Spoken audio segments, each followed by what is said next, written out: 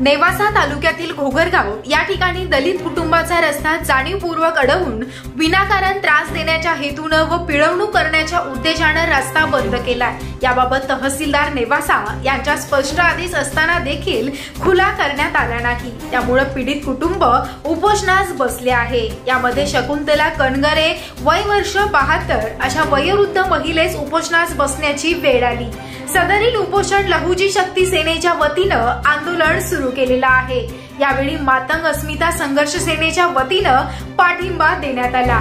यावेळी मातंग अस्मिता संघर्ष सेनेचे जिल्हा अध्यक्ष भागचंद नवगिरे, लहुजी शक्ती सेनेचे तालुका अध्यक्ष लहू खंडागळे, सामाजिक कार्यकर्ते आकाश आडागळे, संजय सकट, संजय ताकवाले तसेच विराट सामाजिक प्रतिष्ठानच्या वतीने पाठिंबा देण्यात आला आहे। यावेळी विराट प्रतिष्ठानचे निलेश सरोदे आणि विराट प्रतिष्ठानचे पदाधिकारी उपस्थित होते व समाज बांधव कार्यकर्ते मोठ्या संख्येने